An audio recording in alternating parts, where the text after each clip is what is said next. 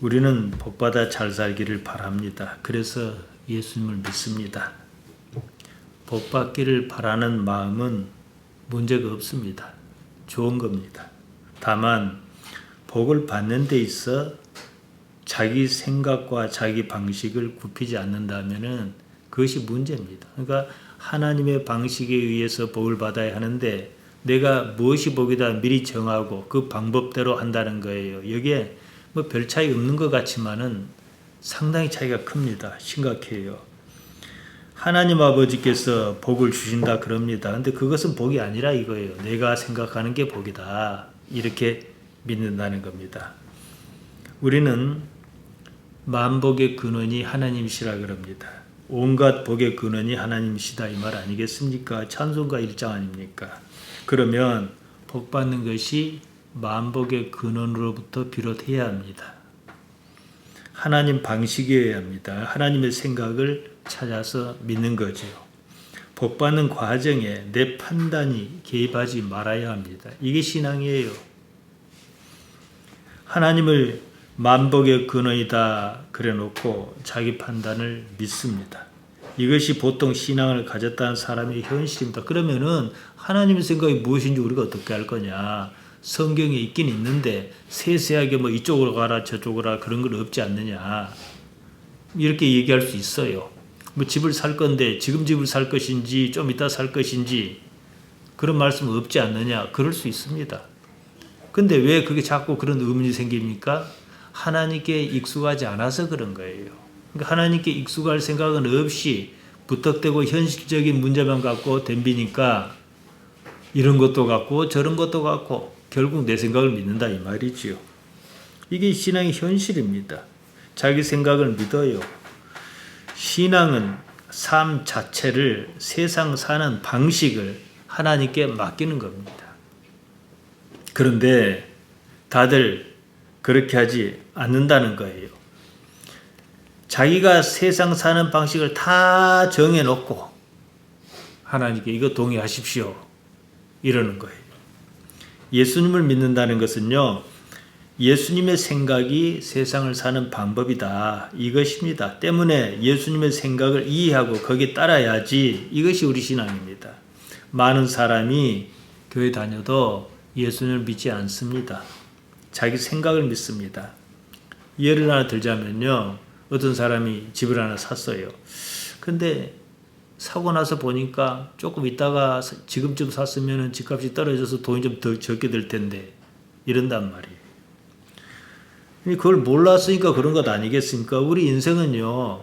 이렇게 현실적으로 부딪히는 모든 문제에 모르는 것 투성입니다. 사실 그것만 해도 하나님과 내가 어떤 관계를 가지며 살아야 할 것인지 생각해야지요. 그때 그랬더라면, 그때 저랬더라면, 지내놓고 보면은 그런 일이 셀 수 없이 많습니다. 누구나 언제나 가장 이상적인 판단을 하려고 합니다. 본능이 그래요. 하지만 그런 판단이 쉽지가 않다는 거예요. 하여 어떤 이는 이것이 아니구나. 인생을 이렇게 살 수만 없는 것이구나. 하나님을 바라봅니다. 지금 우리 삶은 이렇게 시작했습니다. 교회 다닌다고 모두가 하나님을 믿는 게 아니란 말이죠. 여전히 자기 생각을 믿습니다. 자기 판단에 만족스럽지 못하더라도 나는 이랬으면 좋겠는데 그러더라도 하나님을 믿겠다는 생각이 있어야 합니다. 손실로 따지자면은 자기 판단에 따른 손실이 훨씬 커도 여전히 자기 생각을 의지한다는 거예요. 조금 전에 말씀드렸듯이 왜 그러냐? 세세하게 하나님께서 집을 사라, 아파트를 지금쯤 사는 게 좋겠다, 지금쯤 파는 게 좋겠다. 성경이 없거든요. 이건 뭡니까? 하나님께 익숙해야만이 자기 나름대로 그런 어떤 판단이 선다는 거죠. 세상 모든 것이 하나님 것입니다. 조금만 더 하나님께 신경 쓰면 쉽게 풀릴 일도 자기 생각대로 합니다. 자기 판단에 따라 산 삶이 그저 그래요. 그래도 하나님을 안 믿습니다. 그럼 언제 믿냐? 잔뜩 힘들 때. 무엇이 그렇게 하는가? 육체가 그런 판단을 하고 또 그런 육체를 믿습니다. 하나님의 사람에게는 우리가 이제 그냥 하나님의 사람 하면은 감 잡히는 게 있지 않습니까? 내가 하나님의 사람이에요. 그럼 잘못 판단할 일이 없지요. 그 자꾸만 잘못 판단한다는 건 뭐예요? 하나님의 사람이 아니니까 그런 거예요. 이는 하나님의 주권을 인정하는가 이 문제예요. 이건 매우 중요합니다. 이 개념 잡아야 해요. 제가 최근에요, 담임 목사 세습에 대해서 자주 말씀드렸습니다. 말씀하기도 별 향기롭지 않습니다. 꼭 남을 비난하는 것 같아서요. 근데 이 경우가 현실적으로 다가오는 아주 좋은 얘기 때문에 그렇습니다. 오해할까 싶어서 다시 말씀드립니다. 저는 어떤 목사가 자기 아들에게 자기 자리를 물려주는 것에 대해서 문제 삼을 생각은 없습니다. 교회 형편에 따라 그럴 수 있어요. 제가 문제 삼는 것은 결국 그것이 아니냐 그러겠지만, 제가 문제 삼는 것은요, 하나님의 주권을 인정하느냐 이거예요. 그러니까 어떤 이는 담임 목사 자리를 세습하는 걸로 문제가 생기고 쭉 하는 것이고, 또 어떤 이는 자식이 어쩌고 저쩌고 하는 일로 문제가 생길 수 있는 것이고, 다 하지만 이건 우리가 알 수 있는 분명한 경우이기 때문에 말씀드리는 겁니다. 세습을 강행하거나 그런 교회마다 한결같이 하는 말이 뭡니까? 교회 안정을 위해서 세습을 결정했다 이럽니다. 다 그래요. 이는 하나님 못 믿겠다 이 말입니다. 하나님의 절대 주권을 부정하는 것입니다. 예수님을 믿지는 못하겠다 이거거든요. 믿었다가는 그렇게 하지 말라 하실 것 같아요. 그래서 교회 안정이 어쩌고 저쩌고 이런 핑계를 대는 겁니다. 아주 믿음 없는 행위입니다. 제가 이 점을 지적하는 거예요. 이런 일은 자기 자신도 자신이지만 그 교회뿐만 아니라 전체 교회를 병들게 합니다. 다들 그냥 지금 다행히 과거와 달리 어느 정도 먹고 살만 하니까 그러지, 옛날처럼 먹고 살지 못했다 그러면은요 난리 났어요. 이게 뭔 교회냐 해갖고 교회 다니는 사람 자체가 신앙적 힘을 잃어버리거든요. 지금 현재 그러고 있지 않습니까? 거의요. 우리가 세습하든 말든 너희가 무슨 상관이냐. 그 교회는 그래요. 교회는요, 세상의 소금과 빛이어야 해요. 가장 신앙적이어야 할 교회가 가장 신앙적이지 않다는 거예요. 그러면 교회가 있어야 할 이유가 없지요. 지금 한국 교회는요, 절체절명의 위기에 빠져 있습니다. 이러다가 교회는 없어지고 온통 신천지 같은 이단과 무속신앙이 판칠 상황입니다. 이게 대통령 선거가 금년에 아주 묘해요. 신천지가 어떤 사람을 대통령 후보로 적극적으로 지지한다고 합니다. 자기들 교인을 조직적으로 동원해서 정당에 가입시켰고 그 한 후보를 당 후보로 당선시켰습니다. 그들은 그럴 수 있어요. 왜냐하면 저 사람 아니었다가는 우리 신천지가 존폐 위기에 처해 있을 수 있거든요. 그리고 먼 법사라는 사람이 거기 압수수색하지 말라 했대요. 보수 기독교 인사라는 사람이 그 후보를 적극적으로 지지합니다.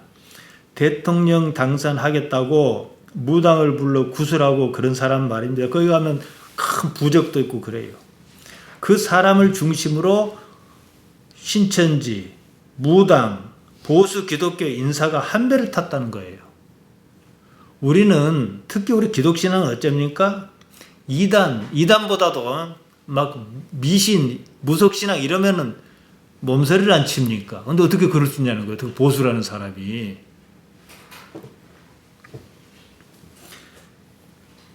기독교 인사가 그것도 보수라고 하는 사람이 구다는 사람과 뭉쳤습니다. 이게 뭔 기독교입니까?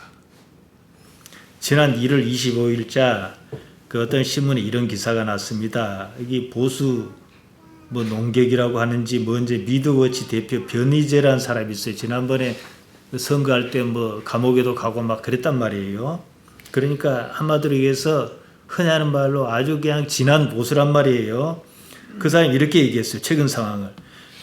그대로 인용하면 최근 국민의힘 윤석열 후보 부인 김건희 씨의 무속 논란과 관련 기독교 팔던 보수파리들이 김건희 주술에 미쳐가고 있다. 김건희가 걸크러시냐며 복채 뜯는 무당과 똑같다 그랬습니다. 걸크러시란 말은 어떤 여자가 당찬 매력을 지닌 그런 여자를 선망하거나 동경하는 마음을 가리켜 하는 말입니다. 그러니까 변희재는 조선 말기 민비에 빗대어서 말한 거예요. 김건희가 민비처럼 당찬 여자로 비쳐 다들 거기에 현혹당하고 있다 이 말입니다. 별소리를 해도 끝도 없잖아요. 기사를 작성한 기자는 그 변희재가 이번에는 무속에 빠져 나라를 일본에 팔아먹은 민비와 고종 부부가 환생한 듯 하다며 보수 기독교 파리들이 이념과 종교를 버리고 이들과 함께 무당 구판을 벌일 것인지 제정신을 차릴 것인지 그것만 남았다 그랬습니다. 세례 요한이 환생한 것 같습니다. 이 현실이에요. 이게 보수라면 뭡니까? 신앙을 지키는데 목숨을 내걸겠다 해야 하지 않겠습니까? 근데 왜 이런 일이 있느냐? 정광훈 목사만 또 못해요. 정광훈 목사는 그래도 자기 나름대로 신앙적 순수성은 있는 사람입니다. 정광훈 목사가 대통령 후보 부인이 무당과 결성한 것을 두고 이거 제가 입에 담기 민망합니다만은 TV에 나 개 같은 뭐다 이랬단 말이에요. 아마 그 사람이 거기서 무슨 이익을 볼 것 같았으면은 그런 말 안 하지요. 그때 정광훈 목사 큰일 났어요. 그 후보 떨어지면은 그 사람 가만두겠습니까? 어떻게 해서 감옥에 가두지. 기독교 보수 인사라는 사람이 무속 신앙과 결탁한 사람을 적극 지지하는 데는 이유가 있습니다. 신천지가 그러는 이유하고 똑같대요. 그게 이익이기 때문에 그래요. 이쪽을 지지하면 뭔가가 손해볼 것 같아요. 그러니까 우리는 손해를 보더라도 우리 옛날에 기독신앙인들이 어쨌습니까? 목숨을 버려서라도 목숨을 버린 것보다 더 큰 손해가 어디가 있어요. 그래도 예수를 믿는 걸 지켰습니다. 지금은 안 그런다는 거예요. 무당하고 손을 잡아서라도 뭔가를 지키고 싶은 거예요. 자기 이익을요. 기독신앙의 가치 그런 것은 없습니다. 오로지 그 일로 자기가 이익을 볼 것인지 말 것인지 그것만 생각한다는 거예요. 참 말 함부로 하고 그 야단을 하는 그 정광훈 목사만 또 못한 거예요. 예나 지금이나 크게 다르지 않습니다. 예수님 없고 이익만 있습니다. 그러다가는 1920년대에 있었던 교회 운동, 김교신, 함석헌을 비롯한 이런 사람들이 벌였던 무교회주의가 다시 나타나지 않을까 싶어요. 이런 조짐이 있습니다. 보수 기독교 파리는 한결같이 교회 지상주의를 그럴듯하게 포장합니다. 교회 지상주의란 건 뭐냐? 교회를 가장 으뜸 가치로 삼는 거예요. 이게 얼마나 비신앙적이냐 하면요. 예수님의 복음이 아니에요. 교회, 오로지 교회입니다. 교회 유지를 위해서 구판을 벌인 거예요. 무당과 손잡은 거예요. 그렇게 하는 이유가 있습니다. 교회는 이미 자기들이 장악을 했고 교회를 지키는 것이 자기들에게 이익이기 때문에 그런 거예요. 교회에 예수님의 복음이 없습니다. 담임 목사 세습도 여기서 불거진 겁니다. 교회를 지킨다는 건 핑계입니다. 교회를 사유화해서 자손 대대로 물려가며 이익을 보겠다. 이거 아니겠습니까? 예수님의 목표가 아니니까 그런 거예요. 때문에 이단도 무당도 마다하지 않고 자기들도 모르게 거기까지 온 거예요. 몰랐는데 무당하고 손잡고 있는 거예요, 지금. 그게 무슨 교회입니까? 교회가 그런 것이라면 없어지는 게 마땅합니다. 우리 신앙은 그렇지 않습니다. 교회가 최고 가치가 아니에요, 여러분. 착각하면 안 돼요. 예수님이 최고 가치입니다. 교회는 보조수단이에요. 보수가 둘로 나눴어요. 있는 보수, 없는 보수. 있는 보수는 자기 가진 것을 지키겠다고 무당과 손을 잡았어요. 없는 보수는 어차피 없는 것 할 말을 하겠다 이럽니다. 교회 아닙니다. 신앙생활이 교회를 중심으로 이루어지다 보니까 크게 다들 착각하는 게 하나 있습니다. 교회 생활이 신앙생활인 줄 알아요. 자기가 교회에 열심히면 자기 신앙이 좋은 줄로 착각합니다. 자기가 교회에 열심히 이유조차도 가만히 따지고 보면 그게 이익이니까 그런 거예요. 담임 목사한테 잘 보이는 게 이익이고 또 교인들께 어울리는 게 이익이고 그래서 그런 거예요. 모양은 기독신앙이지만 내막은 무속신앙과 하나도 다르지 않습니다. 교권을 장악한 목사가 이러고 저러고 다 합니다. 그런 상황에서 탐욕이 개입합니다. 담임 목사 세습은 이 문제입니다. 교회는 담임 목사의 탐욕을 충족하는 아주 좋은 수단입니다. 교회는 담임 목사가 어떻게 하든 관여 안 해요. 나만 복 받으면 그만이에요. 완전히 주술신앙, 무속신앙입니다. 복음을 얻고 교회 같지 않은 교회만 있는 거예요. 복음이 있고 교회가 생겼습니다. 교회는 필요하지만 그렇다고 복음이 없는 교회는 필요 없는 거예요. 교회는 어디까지나 신앙을 위한 보조수단입니다. 복음을 받아들인 사람이 모인 게 교회인 거예요. 복음이 없으니 모여봤자 교회가 교회일 수가 없는 거잖아요. 희한한 상황입니다. 지금 딱 상황이 이래요. 위기란 말이지요. 지금 시대에 복음은 없고 교회만 있습니다. 복음이 없다면 교회는 없는 게 낫습니다. 요즘 설교를 보세요. 예수님의 생각을 얼마나 전하는지 말이에요. 교회 다니면 어떻게 복 받는가, 어떻게 이익 보는가, 순전히 이걸 중심으로 얘기를 해요. 십자가가 없어요. 복음이 아닙니다. 보수 기독교 인사라는 사람들이 자기 소유의 교회를 지키려고 주술신앙을 가진 사람을 마다하지 않는 거예요. 말씀드렸듯이 교회를 지킨다는 것은 교회가 이미 자기 것이니까 핑계를 그렇게 대는 거죠. 자기 것 지키려고 그런 겁니다. 지금까지 자기가 누려왔던 것을 지키려고 교회를 등에 업고 이제 뭐예요? 반공인이 애국인이 막 이렇게 얘기하는 거예요. 그러다 보니까 예수님을 믿지도 않는 이스라엘 사람들이 국기를 들고 다녀요. 희한하지 않습니까, 이게? 담임 목사 자리를 이미 세습했거나 앞으로 세습을 계획하고 있는 목사가 있다 그럽시다. 그들이 누구를 지지할 것 같습니까? 이게 답입니다. 희한하기도 그래요. 탐욕이 너무나 강한 나머지 신천지도 오케이, 무당도 오케이 이런 형국입니다. 자기 부인이 없어요. 자기 부인이 없으니까 회개도 없습니다. 이 문제는 의외로 심각합니다. 제가 뭐 보수 기독교가 어쩌고 담임 목사 세습이 어쩌고 그러니까 특정한 사람만 그렇게 생각하는 것 같은데 그렇지 않습니다. 교회는 교회인데 교회가 아닌 이상한 상황입니다. 세례 요한이 유대인을 향해서 말했습니다. 너희가 아브라함의 자손인 것을 자랑하지 말라. 하나님께서는 여기에 굴러다니는 돌로도 얼마든지 아브라함의 자손으로 삼으실 수 있다. 그러니까 하나님 아니시겠습니까? 너희가 가진 힘을 믿지 말라. 그 힘을 포기하고 하나님의 주권 아래 굴복해라. 이 말이거든요. 지금 한국교회는 담임 목사를 중심으로 자기가 가진 것을 지키려는 것이 최우선 가치입니다. 천국이고 무엇이고 없습니다. 그러는 사이에 신천지 같은 이단과 무속신앙이 전면에 나타났습니다. 이번 대통령 선거 참 희한하지 않습니까? 우리는 하나님께서 전지전능하시다 그럽니다. 하나님께서 모든 것을 다 아시고 또 모든 것을 다 행하실 수 있다 그럽니다. 그러면 뭐가 남겠습니까? 우리가 뭘 할 수 있겠습니까? 하나님께 맡기는 것만 남아있어요. 자기를 포기해 가면서 말이지. 이게 필수 요건입니다. 교회를 차지한 사람이 교권을 중심으로 자기 것을 지키는 것입니다. 종교개혁이 왜 생긴 줄 압니까? 교권 중심에서 벗어나자 이겁니다. 예수님께서 교회를 만들으라고 말씀하신 적이 없습니다. 물론 시제상 그래요.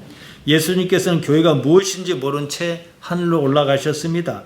남은 사람이 예수님을 믿은 사람이 남아서 복음을 받아들이고 세상을 달리 살겠다. 이런 사람들이 모인 것이 교회예요. 여전히 똑같은 생각으로 세상을 살겠다 그럽니다. 지금 교회는 교회가 아니에요. 교회가 강도와 무당의 소굴로 변했습니다. 예수님께서 주신 가치를 말하지도 않고 생각하지도 않습니다. 이상한 소리만 합니다. 기독신앙의 관문은요, 자기를 포기하는 것, 자기 부인입니다. 살아계시는 하나님을 도무지 나는 부정할 수가 없기에 그런 선택을 해야만 하는 것입니다. 그런 것이 없는데 무슨 기독교냐 이 말입니다. 제가 수도 없이 말씀드렸습니다. 또 말씀드립니다. 기독신앙은 자기를 포기하는 데서 시작합니다. 예수님조차도 그러셨습니다. 그것이 아니라면 예수님께서는 십자가를 지셔야 할 아무런 이유가 없습니다. 엘리 엘리 라마 사박다니 나의 하나님 어찌하여 나를 버리셨습니까? 왜 그 소리를 합니까? 그게 자기 부인의 결정이지요. 우리는 예수님을 믿고 따릅니다. 예수님께서 사역하실 당시였습니다. 예수님께서는 당신을 따르겠다는 제자를 향하여 말씀하셨습니다. 마가복음 8장 34절입니다. 무리와 제자를 불러 이르시되 아무든지 나를 따라오려거든 자기를 부인하고 자기 십자가를 지고 나를 좇을 것이니라. 제가 이렇게까지 수없이 말해도요, 거기가 이 말씀을 심각하게 생각 안 합니다. 좋게 말하여 이해를 잘 못하는 것 같아요. 귀를 기울이지 않습니다. 알아듣고 싶어 하지 않습니다. 우선 자기를 버리고 싶은 생각이 별로 없어요. 이 때문에 말씀을 들어도 말씀이 귀에 들어오지 않습니다. 그런 말씀인가 보다 이런 정도지요. 보통 교회 다니는 사람에게 신앙은 다른 것이 아닙니다. 서두에서 말씀드렸지만 신앙은 결국은 자기 욕심, 자기 생각하는 목표를 이루려는 거예요. 보통 사람은요. 그러면 예수님 믿는 게 아니지요. 그러니까 예수님을 믿으면 내가 생각하는 것을 이룰 수 있겠다 싶어 이런 거예요. 이런 상황이라면 기독교는 없습니다. 우리 기독신앙은 자기를 포기하는 데서 시작합니다. 자기를 버려야만 성립합니다. 어째서 이와 같은 일이 있는가? 육체의 요구를 자기 요구라고 믿기 때문입니다. 사도 바울이 갈라디아 5장 17절에서 말했습니다. 육체의 소욕은 성령을 거스리고 성령의 소욕은 육체를 거스린다니. 성령 그러면 푸념합니다. 그냥 영이에요. 이 둘이 서로 대적함으로 너희의 원하는 것을 하지 못하게 하려 함이니라. 육체 쌀을 껐습니다. 살덩이에요. 이 살덩이는 때가 이르면 죽습니다. 필요하지 않습니다. 소욕 에피디메오입니다. 육체의 소욕. 육체가 무엇을 갈망하는가 이거예요. 그러니까 육체가 갈망하는 것을 그대로 따라가면 결국 죽을 일밖에 없고 하나님과 등질 일밖에 없다. 그러나 영을 하나님이 영 푸뉴마예요. 푸뉴마를 따라가면은 바로 그것이 우리가 추구하는 바다 이거거든요. 너희 원하는 것 델로입니다. 바라는 것, 하고자 하는 것을 말합니다. 따라서 이 육체, 살덩이가 요구하는 그것은 결국에는 너희가 바라는 것이 아니다 이 말이에요. 여기서 육체와 나를 좀 분리해서 생각할 필요가 있습니다. 육체가 원하는 것은 본질적으로 내가 원하는 것이 아니라는 인식이 있어야 해요. 이 육체가 원하는 것이지 내가 원하는 것은 아니다. 이렇게 생각할 필요가 있다 이거죠. 여기서 생각해 보십시다. 최근 교회 세수 문제가 뉴스에 나오고 그러지 않았습니까? 그 일이 옳다 그러다 따지지 말고 한번 담백하게 생각해 봅시다. 저같이 이제 촌에서 목회한 사람이 그런 경우입니다만은 교회가 작으니까 퇴직금이 있을 수 있습니까? 교회 그만두면 살 집도 없단 말이에요. 또 연금이라는 것도 낸 돈이 많아야 많이 타는 것인데 낸 돈이 몇 푼 안 돼 얼마 나오겠어요? 우리 교회 같으면 교회 토지 소유권 소송해서 패소해서 정년도 못 채우고 그만둬야 합니다. 이 정도 나이 오면은 아이들 키우느라고 정신없이 나이가 들지 않겠습니까? 그래서 퇴직하는 순간 빈곤층으로 떨어집니다. 이런 삶과 비교할 수 없어요. 담임 목사로 있다가 은퇴하면 그냥 교회가 그냥 보내지 않습니다. 집도 주고 적지 않은 퇴직금도 챙겨줍니다. 또 원로 목사라고 추대해서 죽을 때까지 담임 목사의 월급 절반 정도를 줍니다. 큰 교회니만큼 연금 든 것도 적지 않았습니다. 죽날까지 연금만 해도 다달이 수백만 원씩 받습니다. 보통이 아니에요. 그런데 그것이 부족하다는 거예요. TV에 뉴스에 나왔습니다. 퇴직금으로 30억을 요구했대요. 교회가 줄 수 있는 돈은 10억인데 20억은 은행에서 빌려서 줘야 한답니다. 지금 은행 이자만 해도 매달 2천만 원이가 나간대요. 그것도 모자라서 세습까지 하겠다는 거예요. 그러니까 옴싹 빼먹고 있는 거 없는 거 다 빼먹을 때까지 빼먹겠다 이거거든요. 우리 시찰에도 그런 데가 하나 있었어요. 이제 딴 데로 갈지 어디라고 말하면 다 알아버릴 것 같은 말은 못 하겠는데요. 다 빼먹고 교회가 이상한 데가 있어요. 그 교인이 없는 데가 아니거든요. 교회가 그렇게 할 만하니까 그랬다 그럽시다. 그래까지 챙기면 안 죽고 영원히 삽니까? 그 돈 싸들고 천국 갑니까? 우리 신앙이 그런 것입니까? 이제 목회를 계속하고 그렇게 살다 보니까 그런 걸로 착각해 보여 본인도요. 그것이 영의 푸뉴마의 요구입니까? 단순히 생각해 보십시오. 이상하지 않습니까? 아예 생각도 하지 않았다는 말 아닙니까? 이것이 한국 기독교예요. 돈에 미쳤어요. 이름을 댈 만한 알만한 큰 교회에서 부목사가 담임 목사를 찾아가고 폭행을 저질렀어요. 왜냐? 담임 목사 구역을 바꿨거든요. 있는 구역에 있다가 없는 구역으로 옮겼거든. 왜 그런가? 육체와 나를 구분하지 않아서 그런 거예요. 육체가 나인 줄 압니다. 그러면 그럴 수 있지요. 육체의 생각이 자기 생각으로 믿은 겁니다. 육체와 함께 죽을 겁니다. 육체가 자기라면 예수님을 믿는다고 해봐야 소용없어요. 예수님께서는 육체의 유익을 위해서 말씀하시지 않거든요. 때문에 사도 바울은 골로새서 3장 5절에서 탐심, 플레오넥시아, 탐심은 우상숭배다. 그렇게 못 박았습니다. 탐심이 없었다면 뒤벼서 봅시다. 마음이 순전하게 하나님께로 향했다면 그렇게까지는 안 한다 이 말입니다. 나는 육체가 아닙니다. 이게 나의 육체라 그러잖아요. 내가 육체가 아니면 무엇입니까? 그럼 영입니까? 영도 아니에요. 왜냐? 나 무엇을 영이라 할 수 없잖아요. 지금 상황에서는. 영은 다만 살과 뼈가 없습니다. 사르크스와 오스테온이 없습니다. 예수님께서 부활하셨습니다. 제자는 부활하신 예수님의 모습을 보고 영인가 그랬습니다. 육체가 없는가, 우리가 보는 것은 육체란 건 환영이 아닌가 그랬어요. 근데 예수님께서는 도마에게 만져봐라. 상처난 자국을 만져봐 그러셨단 말이에요. 이때 영이라면 육체가 없는 거. 그러니까 제자들이 본 것은 실제가 아니라 아닌가 이랬던 거죠. 예수님께서 말씀하셨습니다. 누가복음 24장 39절입니다. 내 손과 발을 보고 나인 줄 알라. 또 나를 만져보라. 영은 살과 뼈가 없으되 너희 보는 바와 같이 나는 있느니라. 영은 살과 뼈가 없다. 하나님은 영이시다 이 말은 하나님께서는 살과 뼈가 없으시다 이 말이에요.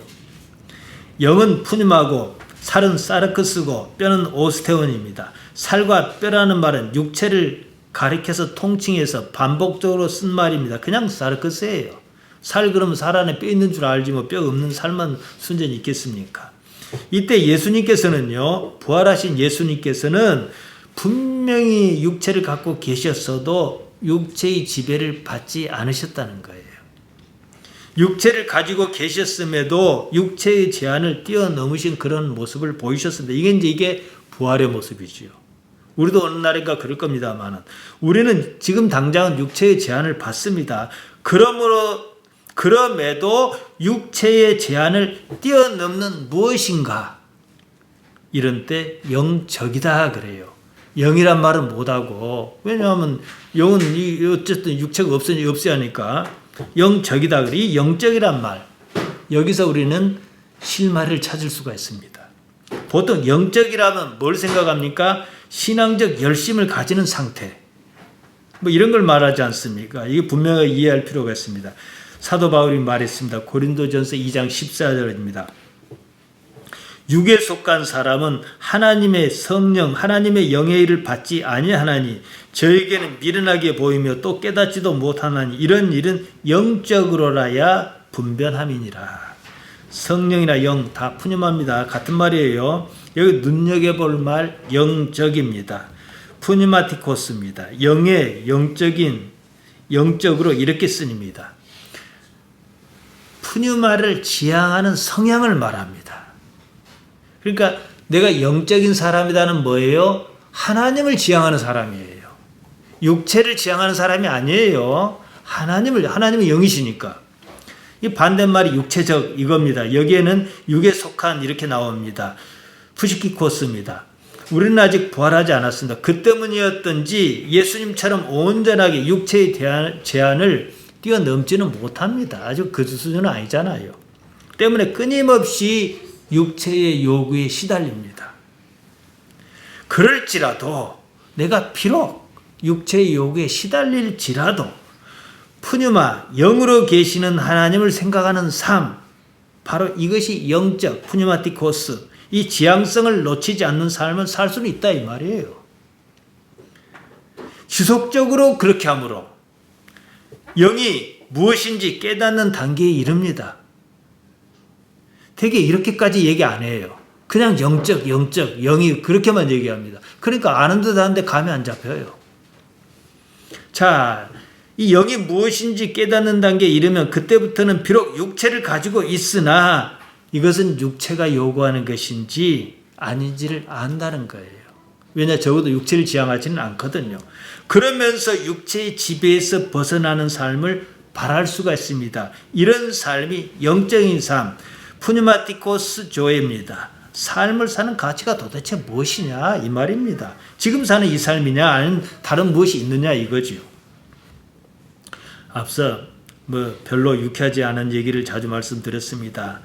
담임 목사 자리 세습은요 결코 영적인 일이 아닙니다. 그러잖아요.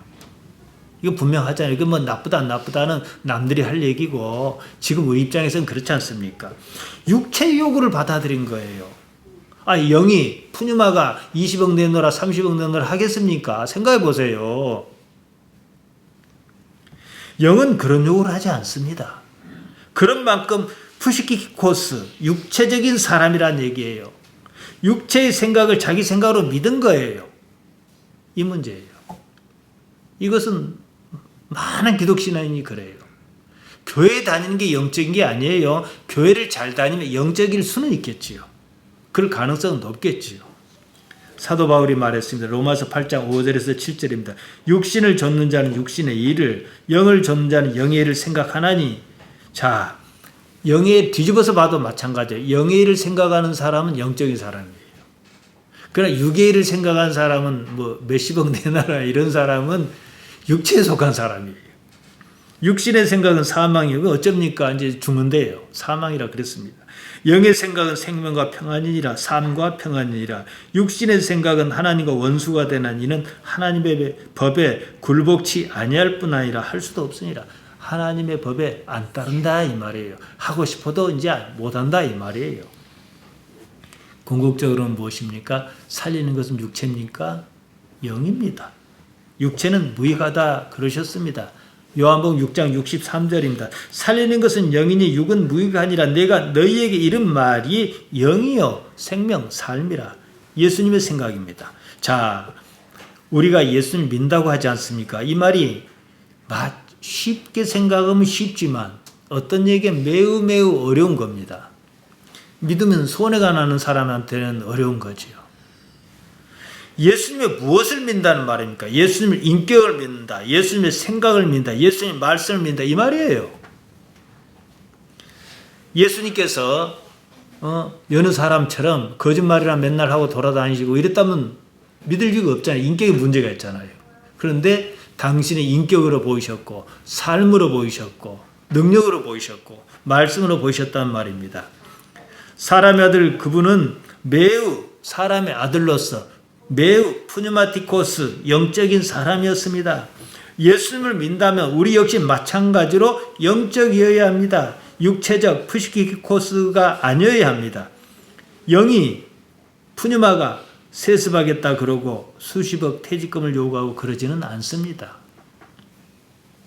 흔히들 예수님을 믿다고 하면 이런 의미가 아니지 않습니까? 삶의 가치를 예수님으로부터 찾겠다 이것 아니겠습니까? 어떻게 예수님을 이용해서 자기가 원하는 것을 이루겠다 이럴 수 있다는 말입니까? 되게요. 왜냐? 이게 이제 우리가 무교를 우습게 하는데요. 우리도 모르게 오랜 세월 단군 이래로 지금까지 이 한민족 그 유전자 속에 알알이 박혀있기 때문에 우리도 모르게 그 배어있는 습관이라는 게 있어요. 무교는요. 자기가 믿고 싶은 것을 믿습니다. 신앙의 대상이 따로 정해져 있지 않아요. 우리는 신앙의 믿음의 대상이 딱 정해져 있습니다. 예수님. 그럼 죽든 살든 그 길로 가야 하는 거예요. 그런데 무교는 안 그래요. 그러니까 무교는 관용적이에요. 예수님을 믿는다 그래도 그만. 안 믿는다 그래도 그만. 절에 다닌다 해도 그만.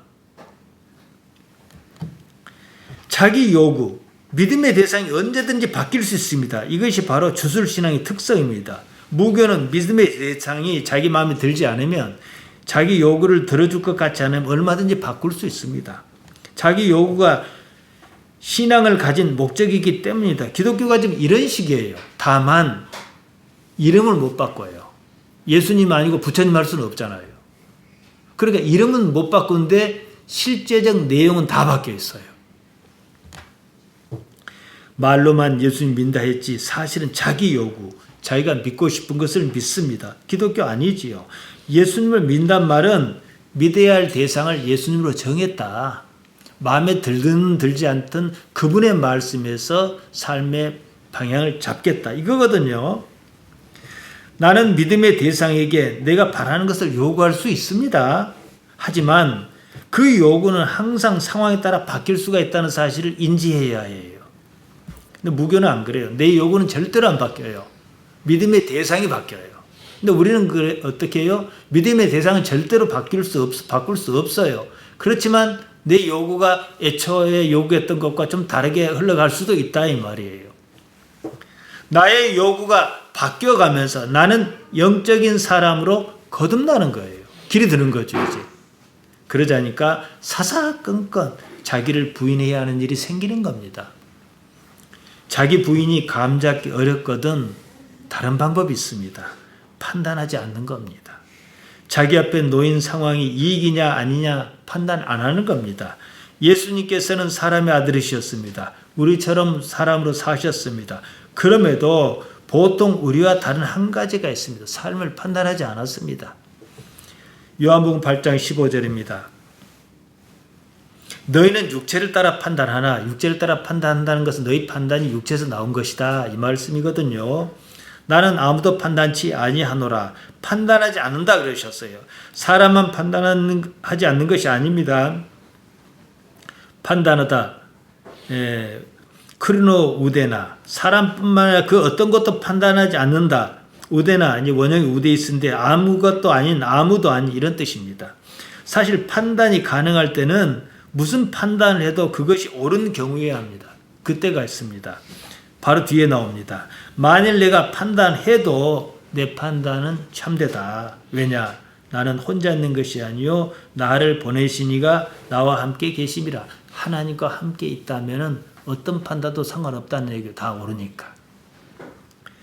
하나님과 함께 한다면 그때는 판단할 수 있습니다. 이제 이게 바로 아주 영적인 사람이지요.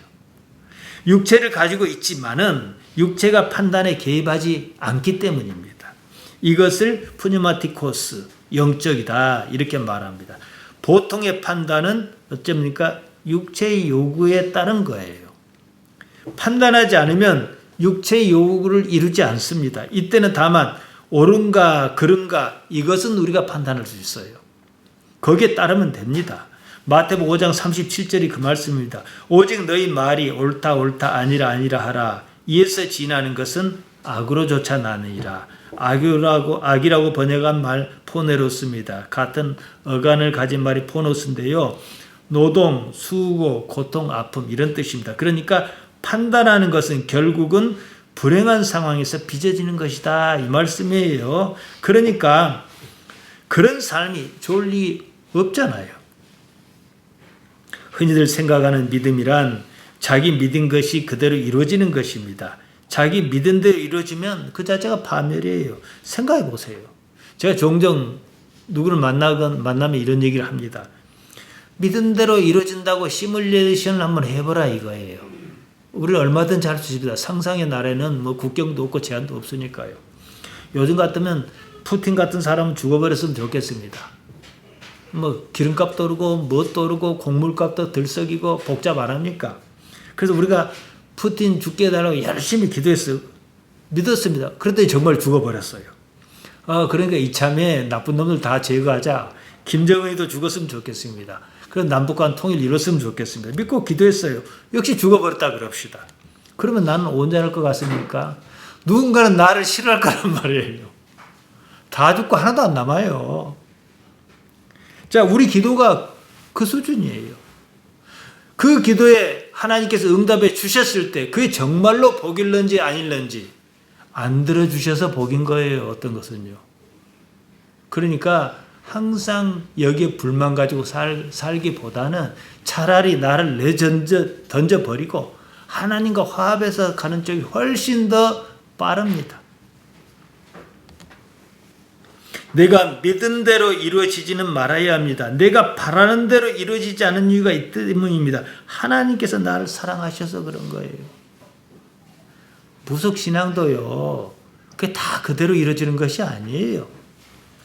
우리는 하나님을 아버지라 부르지 않습니까? 그러면 아버지를 믿어야지요. 아버지는 보호자입니다. 자기 자식에게 무엇이 있어야 하는 줄 다 압니다. 어느 아버지가 자기 자식에게 좋은 것으로 주지 않겠습니까? 예수님께서 그 말씀을 하셨습니다. 마태복음 7장 11절입니다. 너희가 악한 자라도 좋은 것으로 자기 자식에게 줄 줄 알거든 하물며 하늘에 계신 너희 아버지께서 구하는 자에게 좋은 것으로 주시지 않겠느냐. 우리가 원하는 것은 얼마든지 구할 수 있습니다. 오히려 구하는 행위 자체, 이것을 매개로 하나님과 더 가까워지기도 해요. 구해야죠. 다만 그것을 이루신 이는 하나님 소관이라는 사실입니다. 이걸 이해해야 해요. 하나님의 판단에 따라 들어주시기도 하고 아니면은 다르게 이끄시기도 한다, 이 말씀입니다. 그때 그것을 받아들이겠느냐 이거예요. 그러니까 모든 기도는요, 열심히 기도하되 결과를 받아들이겠습니다 라고 해야 해요. 그러면 처음에는 그 간격이 좀 큽니다. 그래서 점점 좁아져요. 그래서 이걸 원하시는구나 하고 그걸 기도할 수 있는 경지에 이른다는 거죠. 분명한 사실은 육체의 요구를 이루는 것이 삶의 목적은 아닙니다. 육체에 속지 말아야 합니다. 육체가 무엇을 요구하는지 구분한 능력이 있어야 합니다. 나와 육체를 분리할 필요가 있습니다. 제가 어떤 청년이 저한테 이제 상담으로 문자를 보냈어. 그래서 마지막에 이런 얘기를 했어요. 그냥 이제 제가 제일 문경두잖아요. 그러면은 너는 그냥 문경두라는 강아지 한 마리 키운다 생각해라 그랬어요. 이렇게 자기를 분리하다 보면은 이 강아지가 요구하는 것인지 나의 본질이 요구하는 것인지 구분이 갑니다. 어떻게 살든 이 삶은 끝납니다. 이 삶이 전부가 아니에요. 이 삶이 전부일 것 같으면 지금 우리 집사님들과 저는 아주 쓸데없는 짓 하고 있는 거예요. 시간 낭비하고 있는 거예요. 그러잖아요. 이 삶이 뭔가 전부가 아니라는 인식이 손톱만치라도 있기 때문에 이 추운데 떨면서 예배하고 있는 거예요. 예수님을 믿는 우리 신앙은요, 이 삶이 전부라면 다 헛것입니다. 이 삶이 다 하고 나면 무엇이 남겠는가 생각해야 합니다. 도저히 살 수 없다면 또 모르겠습니다. 살 방법이 없는 거예요. 그럼 또 모를까? 조금이라도 살만하면은 하나님을 추구해야 해요. 할 수만 있거든. 믿음은 한 걸음부터 시작하는 겁니다. 오늘 말씀 마치겠습니다. 제가 앞서 영적이라는 말씀 드렸습니다. 이거 제가 처음 말씀드린 겁니다. 여기 30년 목회 중에 푸니마티코스는 처음 말씀드린 거예요. 영적, 푸니마티코스는요, 영이신 하나님을 지향하는 성향을 말합니다. 계속 하나님을 지향하는 거예요. 영, 푸니마로 계시는 하나님을 끊임없이 추구하는 이런 삶을 살 때에 나는 변화해 가요. 못하는 것은 못하더라도 할 수 있는 것은 우리가 판단이 선단 말이에요. 이것은 하나님을 향한 것이다. 판단이 서요. 그렇게 하는 거예요. 그럼으로써 나는 사람이 바뀌어갑니다. 세상을 보는 안목이 생겨 드디어 나는 어떻게 해요? 육체의 요구와 영의 요구를 구분하기 때문에 육체의 요구를 내가 제어할 힘이 생겨요. 그러지 않은 사람은 뭐예요? 육체가 나를 제어해요. 육체가 나를 제어하니까 담임 목사자라도 세습하라 그러고 이상한 짓도 하는 겁니다. 하나님을 끝없이 추구하는 그런 삶을 사시기를 예수님의 이름으로 부탁드립니다. 아버지 하나님, 모자라고 부족한 우리를 택하여 여기까지 인도하시는 줄로 압니다. 하나님의 사람으로 살기에 부족지 않도록 우리를 붙들어 주옵소서. 하나님의 사람으로 사는 것에 참맛을 느끼게 하시고 그 일로 감사하며 기뻐할 수 있도록 우리를 붙들어 주옵소서. 예수님 이름으로 기도하옵나이다. 아멘.